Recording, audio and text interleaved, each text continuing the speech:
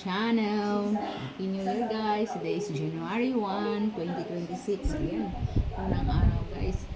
Anong naksin yung kulay? Takulayan sa paligid guys. Starting from my coffee mug. Ayan. Something green, di ba?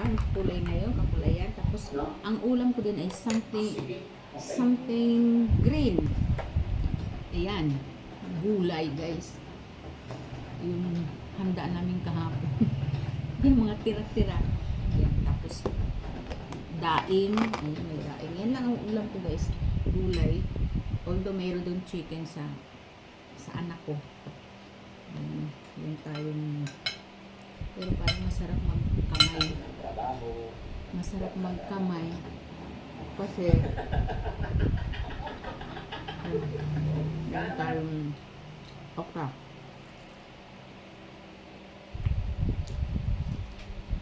Tapos may pritong talong.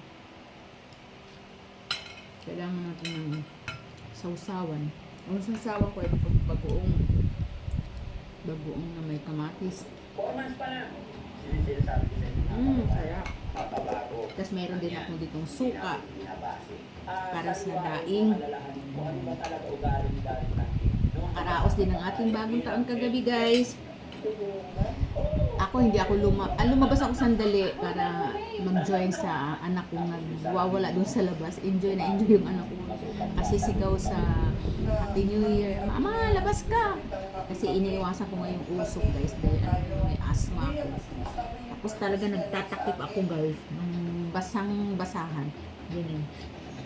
Kaya hindi ako masyado nagtagal sa labas. Magandang morning po sa ating lahat. Kumusta po kayo? Harap ng ulam ko, no? Unang araw ng bagong taon ay meron akong hot choco tsaka gulay lang. Tapos meron ako dito dessert. Kakanin. Pwede rin meriendahin natin mamaya.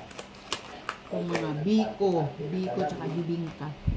Yan lang. Naibigay dahil nag-enjoy sila hanggang sa inang po. Meron ako yung lumang pritong bangus. Ito na lang natira kaya. Ubuhin mo na. Wala nang laman. Meron naman yung rep ko. Ang laman ay wala nang karneng lulutuin guys. Kundi yung mga naluto ko, yung spaghetti na sa loob ng rep. Mamaya na lang yung merienda namin. Kasama ngayon si Michelle na magbibigay. Yung chicken guys, in-order ko lang sa yung kapitbahay namin. Sila mismo nagluluto. Ang sarap.